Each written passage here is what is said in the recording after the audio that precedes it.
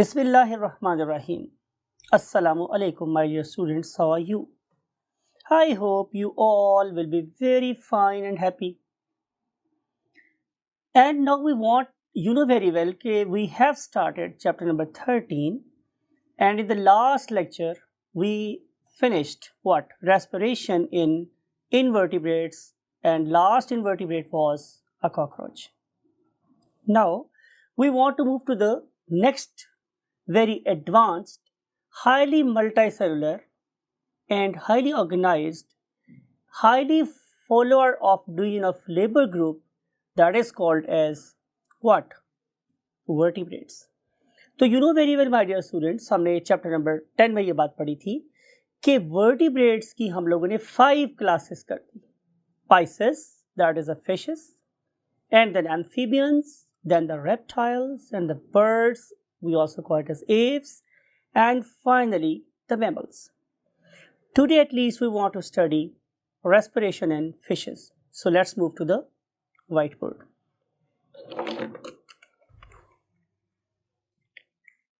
Yes my dear students, you know very well that we are going to study respiration in vertebrates.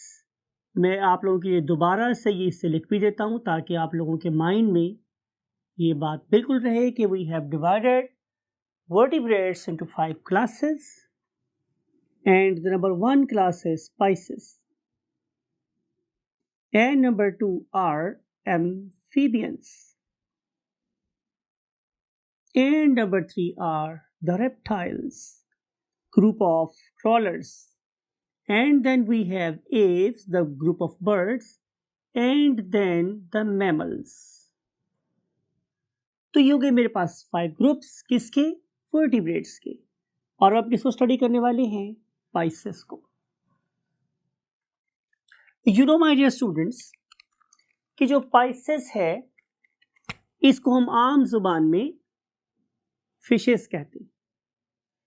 और अगर आप fishes का ecosystem देखें या आप लोग फिशेस का हैबिटेट फाइंड करें तो आप लोगों को इनसे मिलने के लिए वाटर में जाना पड़ेगा.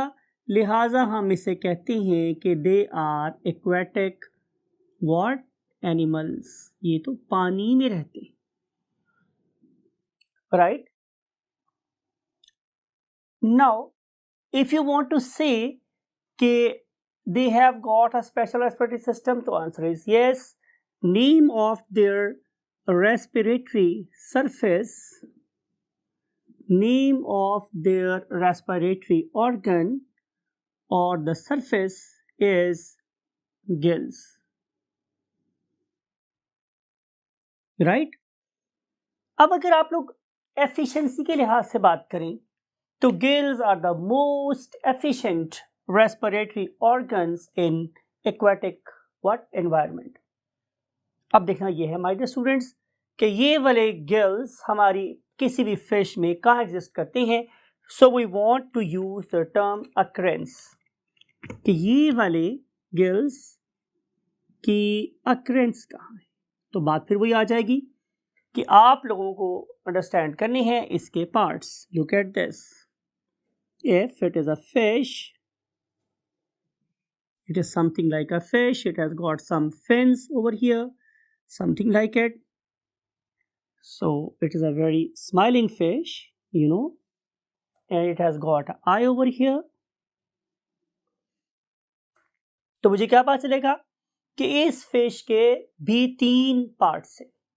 नंबर 1 समथिंग लाइक इट, ये वाला एक पार्ट है, we call it as head, and then its main body something like it के यहाँ से लेके यहाँ तक का जो पार्ट है we call it as trunk. और जो इसका लास्ट पार्ट है we call it as what? Tail. तो head, trunk and tail, these are the 3 parts of the body. And you know very well कि अगर ये लेटरली कंप्रेस्ड फिश है तो इसका अगर मैं किसी भी पॉइंट से सेक्शन कट करूंगा तो वो सेक्शन मुझे ऐसा नजर आएगा, ऐसा, समथिंग लाइक. ये लेटरली कॉम्प्रेस्ड है, इसको मैंने साइडों से कॉम्प्रेस किया हुआ है। ये किसी भी पॉइंट से सेक्शन कट करेंगे तो ऐसा नजर आएगा। अब हम इसी पर्टिकुलर फिश को कैसे ड्रॉ करते हैं, डॉर्सोवेंट्रली। इसलिए मैं बार बार बोल रहा हूं कि आपको डायरेक्शंस का जरूर पता होना चाहिए। अब मैं इस पर्टिकुलर फिश को डॉर्सल व्यू से ड्रॉ कर रहा हूं, राइट। तो डॉर्सल व्यू में आप लोगों को इसकी टेल बहुत पतली सी नजर आएगी ऐसे व्यू से, और आपको इसकी आईज जाहिर है छोटी छोटी सी बाहर बल्ज नजर आएंगी, something like it, something like it, और माउथ में नजर नहीं आएगा। और ये जो मेरे पास जोन है, this is zone of head, और ये जो सारा जोन है ये मेरे पास कहलाएगा जाहिर है ट्रंक, और ये टेल। लुक एट दिस कि ये उसका डॉर्सल व्यू है, ये मुझे टॉप से नजर आ रही है। तो जब मैं इसको टॉप से देख रहा हूं तो जाहिर है माय डियर स्टूडेंट्स कि इसकी ये वाली साइड है और एक इसकी ये वाली साइड है, दो साइड्स हैं इसकी। It is compressed. ये जो लाइंस है, ये लाइन इसके कहीं यहां से पास हो रही है सेंटर से, और जो लाइंस मैंने यहां ड्रॉ की हैं दे आर समवेयर हियर। तो आप इस पर्टिकुलर डायग्राम को इस व्यू से देख रहे टॉप से, दिस इज डॉर्सल व्यू। अब ये जो मेरे पास गिल्स हैं, they are lying at the junction of head and trunk, something like it, कि ये कहीं यहां पे पाए जा रहे हैं। Gills are lying somewhere here, right, and same on the other hand. इसका मतलब ये होगा कि मेरे पास गिल्स 4 to 5 होते हैं, 4 to 5, and definitely pairs, and if you look at their positions so they are lateral in position, side पर होते हैं on pharyngeal region, pharyngeal region, right। अब ये वाली डायग्राम अगर मैं यहां पे देखूंगा तो वो मुझे कुछ ऐसी नजर आएगी, 1 2 3 4 5, दे में भी 4 to 5। अगली बात मेरे पास ये है कि स्टूडेंट्स, आपने चैप्टर नंबर 10 में पढ़ा था कि जो मेरे पास फिशेस हैं, फिशेस, उनकी दो मेन टाइप्स हैं। One of them were what, Chondrichthyes, Chondrichthyes, और कॉन्ड्रिक्थिस का नाम मतलब क्या था, कार्टिलेजिनस फिशेस, कार्टिलेजिनस, जिनके अंदर जो हड्डी है वो सख्त नहीं है बल्कि मेरे कान की तरह से सॉफ्ट है, कार्टिलेज की बनी। And other one were what, osteichthyes, ऑस्टिक्थिस,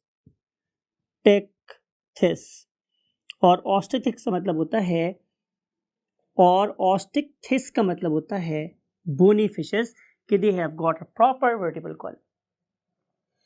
एक तो इनको डिमार्केट करने का, डिफरेंशिएट करने का तरीका ये है कि मैं देखूं उनके पास जो सेंट्रल बोन है, मीन जो वर्टिब्रल कॉलम है, वो किस चीज का बना हुआ है। अगर तो वो कार्टिलेज का बना हुआ है तो वो कॉन्ड्रिक्थिस है, और अगर ये प्रॉपर वर्टिब्री का बना हुआ है तो फिर हम इसे क्या बोलते हैं कि ऑस्टिक्थिस है। प्लस दूसरी बात स्टूडेंट्स मेरे पास ये है कि अगर ये हुई कॉन्ट्रिक्थिस तो आप लोगों को ये वाले गिल्स अंदर बाहर से नजर आएंगे proper, no problem at all. लेकिन अगर ये हुई मेरे पास क्या, ऑस्टिक्थिस, अगर ये हुई क्या ऑस्टिक्थिस मींस बोनी फिशेस हुई, तो फिर इस पर्टिकुलर पॉइंट पे एक ऐसी ट्रायंगुलर सी बोन नजर आती है हमें, जो इन पर्टिकुलर गिल्स को कवर करके रखती है, राइट।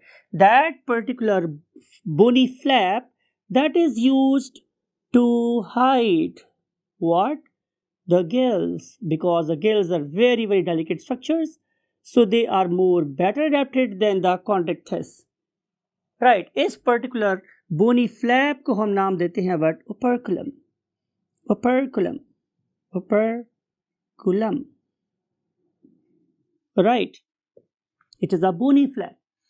अब ये जो बोनी फ्लैप है ये बेसिकली एक कैविटी के ऊपर है जिसके अंदर गिल्स रखे हुए थे। आइए इसको डॉर्सल व्यू से समझते हैं कि यहाँ पे बेसिकली एक कैविटी थी, 1 2 3 समथिंग लाइक इट, एक कैविटी थी। सिमिलरली एक कैविटी यहाँ थी, इस कैविटी के ऊपर कोई फ्लैप नहीं था। क्या था स्टूडेंट्स? कोई फ्लैप नहीं था, राइट। इसका नाम था ब्रोंकियल कैविटी। इस ब्रोंकियल कैविटी के अंदर आत्रा ने क्या किया? गिल्स रखे और फिर इन पर्टिकुलर गिल्स को प्रोटेक्शन देने के लिए एक ऐसी मूवेबल क्या लगा दी? कवरिंग लगा दी। This very covering is called as what? Operculum, right. तो ये है हमारे पास एनाटॉमी उस पर्टिकुलर रीजन की कि जिसमें हमारे गिल्स लाई करते हैं। अब होता क्या हमारे डियर स्टूडेंट्स कि whenever this particular fish moves right in the water, तो it really engulf what? Water. तो वाटर जो है वो क्या करेगा कि वो इसके मुंह शरीफ से अंदर एंटर होगा, समथिंग लाइक इट, इसके अंदर एंटर होगा, मीन इस पॉइंट से एंटर होगा। इस पॉइंट से एंटर होने के बाद वो बकल कैविटी में जाएगा और बकल कैविटी में से गुजरने के बाद वो इस फेरेंजियल रीजन में आ जाएगा, राइट। और फेरेंजियल रीजन में आने के बाद इसके इनर साइड पे क्या है? होल्स। तो उन होल्स में से वाटर कहाँ मूव करेगा? इन पर्टिकुलर गिल्स के ऊपर से गुजरेगा और जब ये अपना मुंह को बंद करेगी, अपनी बगल कैविटी को प्रेस करेगी, तो वाटर इन पर्टिकुलर ओपर्कुलम को साइड पे करते हुए यहां से बाहर निकल जाएगा। So this is the route, this is the channel कि वाटर किस किस तरीके से मूव करेगा। आइए उसके लिए हमें फ्लो चार्ट बनाते हैं। नंबर 1 मेरे पास ये वाटर है, ये सबसे पहले कहाँ जाएगा? जाहिर है उसकी बकल कैविटी में जाएगा और बकल कैविटी से ये उसके फेरेंजियल रीजन में चला जाएगा और फेरेंजियल रीजन से ये चला जाएगा उसके लेरेंजियल रीजन में और लेरेंजियल रीजन में जाने के बाद it will go to what? ये किस में चला जाएगा students? It will go to the bronchial cavity और ब्रोंकियल कैविटी से it will pass over the gills, ये गिल्स से गुजरेगा और गिल्स से गुजरने के बाद ये ओपर्कुलम को साइड पे प्रेस करेगा। ओपर्कुलम को साइड से प्रेस करने के बाद it will just go out और leave the body of fish, ये फिश की बॉडी में से बाहर चला जाएगा। तो ये है वो रास्ता जो पानी ऑप्ट करता है। अब हम करेंगे क्या कि हम इस पर्टिकुलर फिश की एक लेटरल डायग्राम बनाएंगे और देखेंगे कि इस पर्टिकुलर गिल्स के अंदर ब्लड कैसे एंटर होता है, वाटर कैसे एंटर होता है, फिर एक्सचेंज ऑफ गैसेस कैसे होता है। इस पर्पज के लिए move to the next column. Now look at this, ये मेरे पास एक फिश है, this is a fish, right. और इस पर्टिकुलर फिश की जाहिर है ये ऊपर वाली साइड है, मैं इसे बोल रहा हूं डॉर्सल, राइट। और ये उसकी नीचे वाली साइड है। बिल्कुल आप पढ़े लिखे बच्चे हैं, आपने बिल्कुल याद रखा हुआ है इस चीज को कि we call this side as ventral, वो डॉर्सल साइड है, ये उसकी वेंट्रल साइड है। पॉइंट टू बी नोटेड कि इसकी बॉडी के अंदर एक क्लोज्ड सर्कुलेटरी सिस्टम है, क्लोज्ड सर्कुलेटरी सिस्टम है, यानी कि ब्लड आर्टरीज, कैपिलरीज और सिर्फ वेन्स में रहता है, बाहर नहीं आता। अगर ब्लड आर्टरीज देन कैपिलरीज और वेन्स के अंदर ही फ्लो करता रहे तो हम इसे क्या बोलेंगे? Close circulatory system. दूसरी बात आपने क्या याद रखनी है माय डियर स्टूडेंट्स कि इस पर्टिकुलर ऑर्गेनिज्म के जो हार्ट है उसका नाम क्या है? उसका नाम है my dear students single circuit heart, single circuit heart. इस पर्टिकुलर हार्ट को मैंने डेलिबरेटली ब्लू से लिखा है ताकि मैं आपको ये बताऊं कि ये एक वीनस हार्ट है और वीनस हार्ट का मतलब ये है कि it is going to receive and pump, it is going to receive and pump what? Deoxygenated blood, deoxygenated blood उसको लेके आएगा, राइट।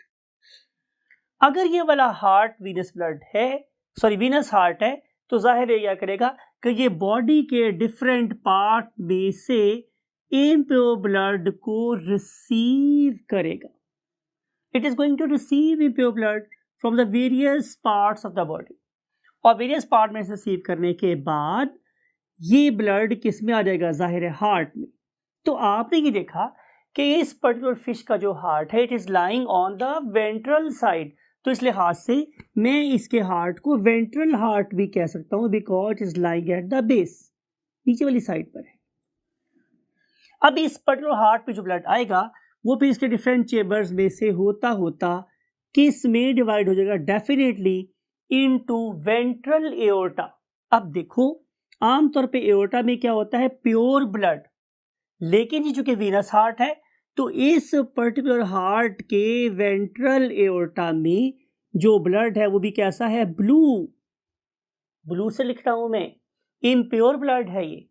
अब ये वाली जो एओर्टा है ये रेमिफाई होगी दोनों साइडों पर, यानी कि अगर ये मेरे पास वेंट्रल एओर्टा है तो इसमें से ब्लड लेफ्ट साइड पे भी जा रहा है और इसमें से ब्लड राइट साइड पे भी जा रहा है, दोनों तरफ जा रहा है। अगर ये वेंट्रल एओर्टा है तो फिश का जो क्रॉस सेक्शन है वो मुझे कुछ ऐसा नजर आएगा। ये कौन सा रीजन है, जाहिर है ट्रंक रीजन है, और इस ट्रंक रीजन में आपको पता है कि यहां पे क्या प्रेजेंट है, गिल्स, राइट। ये मेरे पास एक गिल है फॉर एग्जांपल,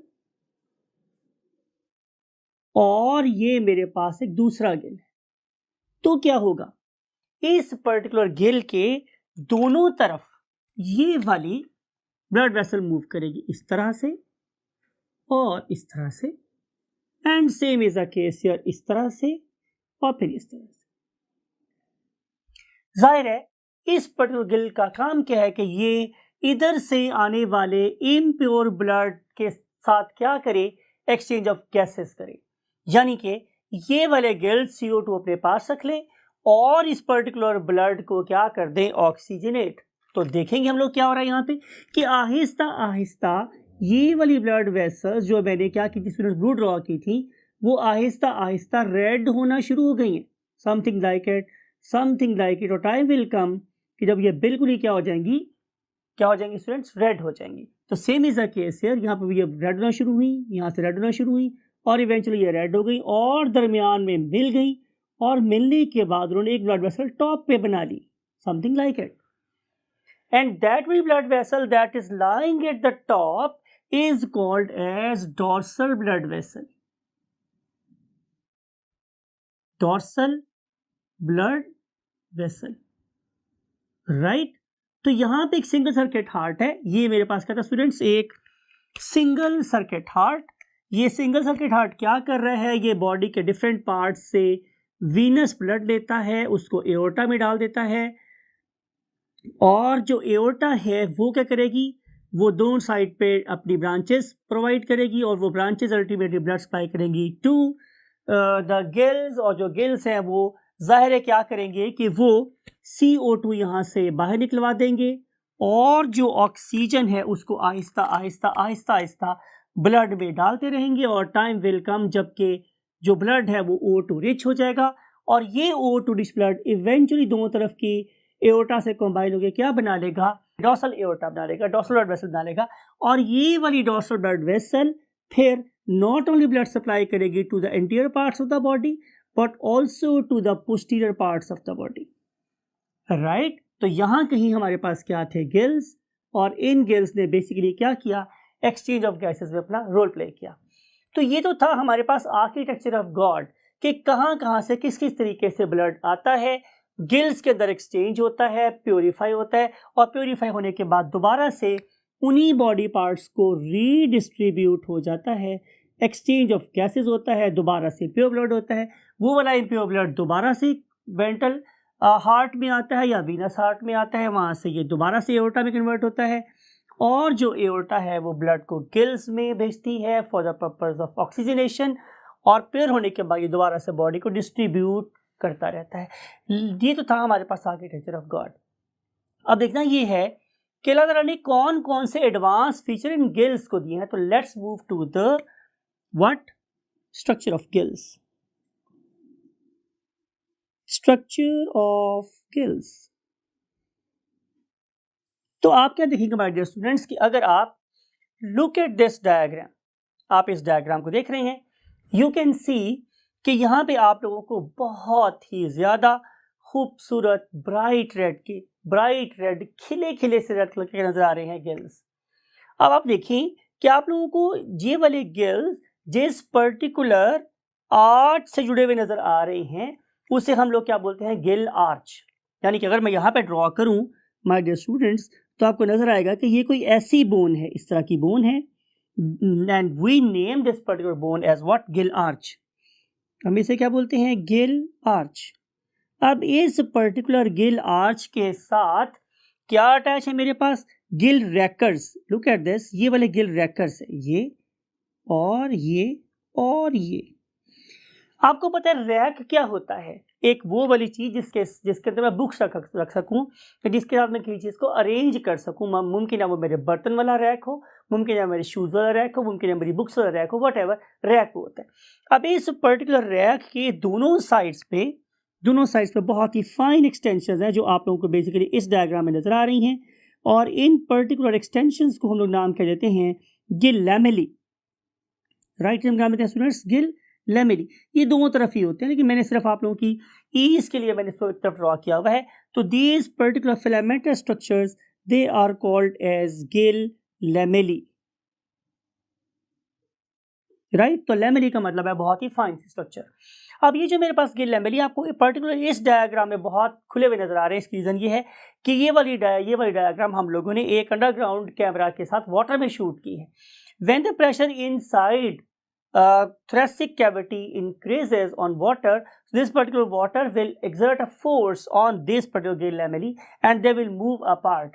अब गिल लैमेली को डिजाइन करने के पीछे जो सबसे बड़ी आर्किटेक्चर है वो क्या है स्टूडेंट्स, कि अल्लाह रब्बुल इज़्ज़त ने इस गिल लैमेली को यहाँ पे इसे डिजाइन किया है ताकि यहाँ पे मैसिव सरफेस एरिया बन जाए। जितना ज्यादा सरफेस एरिया होगा, मैं वर्ड यूज कर रहा हूँ मैसिव सरफेस एरिया, बहुत ज्यादा सरफेस एरिया हो गया है। मैंने कल भी आपको ये वाली बात समझाई थी कि अगर एक मेरे पास ये सिंपल लाइन है, इसका सरफेस एरिया बहुत कम है, अगर मैं इसमें 2 ब्रांचेस बना दूं सरफेस एरिया और ज़्यादा हो जाएगा, और अगर मैं इसके अंदर बहुत सारी ब्रांचेस बना दूंगा तो सरफेस एरिया मैक्सिमम हो जाएगा। तो same is architecture of God. Basically nature is making lamellae to increase the extensive area tremendously for the exchange of the gas. अब अगर मैं इस पर्टिकुलर फिश को इस पानी से बाहर निकाल दूं तो क्या होगा, इंटरनल वाटर का प्रेशर ड्रॉप होगा और ये वाले जो लैमेली हैं ये फॉर्म कोलैप्स हो जाएंगे। और इनके कोलैप्स होने का मतलब मेरे पास ये होगा कि ये आपस में चिपक गए हैं। जब ये आपस में चिपक गए हैं तो it is something like a closed book, ये किसी क्लोज बुक की तरह हो गए। तो जो ही वो वाली बुक क्लोज होगी तो कॉमन सेंस की बात ये है कि इस पर्टिकुलर एरिया में फिर एक्सचेंज नहीं होगा। दैट्स वाई कि ये वाला ऑर्गन जिसे मैं गिल बोलता हूँ it is best design for aquatic medium, लेकिन जो ही ये वाली फिश पानी से बाहर आएगी तो that particular book will be acting as a closed book. तो अब उसके अंदर गैसेस का एक्सचेंज मिनिमाइज हो जाएगा और ये बहुत तेजी से इसकी डेथ हो जाएगी। राइट माय डियर स्टूडेंट्स, तो ये वाली डायग्राम, ये वाला इमेज हमने अंडर वाटर शूट किया है। राइट, अब हम बात ये करेंगे कि आप लोगों के जो सिलेबस का पार्ट है वो ये है कि नंबर 1 कि जब ये वाली फिश अपने मुंह को ओपन करेगी तो एक ह्यूज अमाउंट ऑफ वाटर को अपने मुंह के अंदर लेके चली जाएगी, फिर अपने मुंह को बंद कर लेगी। जब अपने मुंह को बंद करेगी तो अपनी बकल कैविटी को प्रेस करेगी। बकल कैविटी को प्रेस करने से क्या होगा, फोर्स एक्सर्ट होगी and it will force the water backward. जब ये बैकवर्ड फोर्स एक्सर्ट करेगी फोर्स, तो ये पहुंच जाएगी कौन से में, ब्रैंकियल रीजन में। ब्रैंकियल रीजन में क्या होगा, वाटर विल फोर्स लिटरली साइडों की तरफ निकल जाएगा और उस पर्टिकुलर टाइम पे this particular Gill lamellae they will be wide open, और ये वाइड ओपन होने के साथ क्या करेंगे, एक्सचेंज ऑफ गैसेस करेंगे। आप जरा इस बात को, आखिरी बात को गौर से समझें कि अगर मैंने एक्सचेंज करवाना है तो एक्सचेंज किस तरीके से पॉसिबल है। फर्स्ट कर लेते हैं कि ये मेरे पास एक फ्लो है किसका, ब्लड का। चलिए मैं इसको ब्लैक से वाटर की बात कर लेता हूँ, राइट। और ये जो मेरे पास रेड है ये क्या है, ये ब्लड फर्स्ट कर लेते हैं, राइट। अब अगर मैं यहां से बात करूं कि जो वाटर के फ्लो की डायरेक्शन है वो इस तरफ है, वो क्या है स्टूडेंट्स, इस तरफ है, और जो मेरे पास ब्लड फ्लो कर रहा है वो भी इसी डायरेक्शन में फ्लो कर रहा है।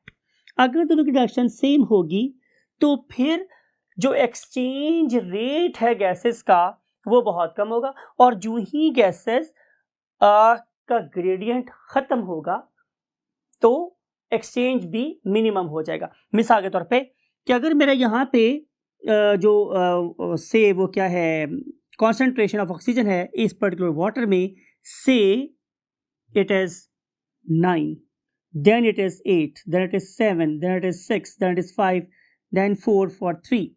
See, direction of the movement of water is from the top to the bottom. ऊपर से नीचे की तरफ वाटर फ्लो कर रहा है, तो यहाँ पे ऑक्सीजन कितनी है, मैक्सिमम हाई, राइट। हम फर्स्ट कर लेते हैं कि यहाँ पे जो वाटर आ रहा है वो भी लीस्ट सेचुरेशन के साथ है। जो मेरा ब्लड है उसमें जो कॉन्सेंट्रेशन है वो कितनी है, लीस्ट से हम लगा लेते हैं यहाँ पे 3, यहाँ पे आ गई मेरे पास 3, ऐसा सा बढ़ना शुरू हुई 4, देन 5 एंड देन 6।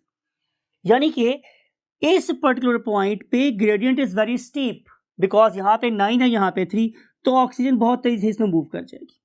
यहाँ पे 8 है यहाँ पे 4 बहुत तेजी से मूव कर जाएगी, यहाँ से बहुत तेजी से मूव करेगी। लेकिन आप जरा ये सोचें कि क्या इस पर्टिकुलर पॉइंट पर जो ग्रेडियंट है वो जीरो नहीं हो गया? तो आप कहेंगे यस सर, यहाँ पर भी ऑक्सीजन 6 है और ब्लड के अंदर ऑक्सीजन 6 है, तो ग्रेडियंट खत्म हो गया। इसका मतलब ये होगा कि इस पर्टिकुलर गिल लैमेली का ऊपर वाला हाफ तो एक्सचेंज में इस्तेमाल हुआ, तो नीचे वाला हाफ है वो तो यूजलेस हो गया। लेकिन नेचर ने इसको डिजाइन किस लिए किया था, टू मैक्सिमाइज द एक्सचेंज। इस पर्पज के लिए नेचर ने एक और आर्किटेक्चर सोची। वो आर्किटेक्चर क्या है, that is called as counter current flow.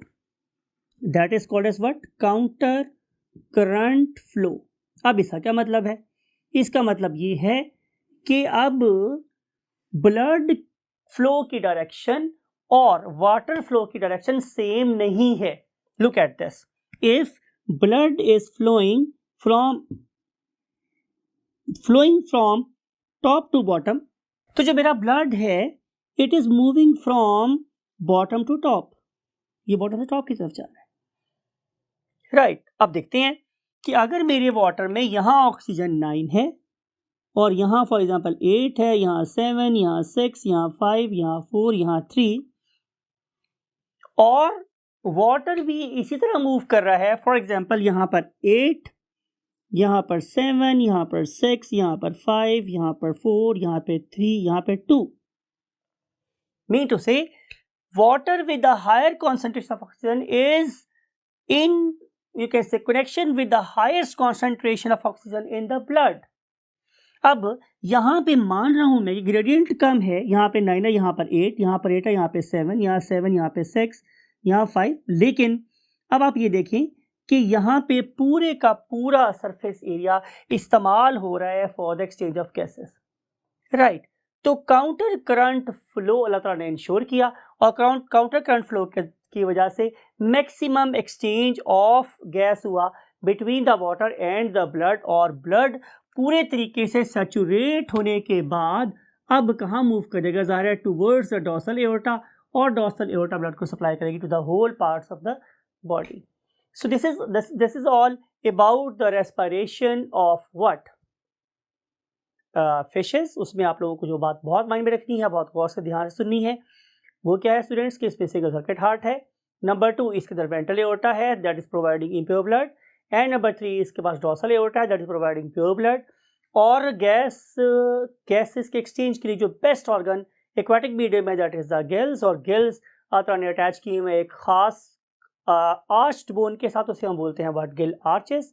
और गिल आर्चेस के साथ अटैच होते हैं गिल रैकेट्स, और उनके साथ अटैच होते हैं गिल लैमेली। और gill lamellae are extensively folded areas जो बेसिकली एक्सचेंज हो गया कर रहे हैं, मैक्सिमाइज कर रहे हैं। So that's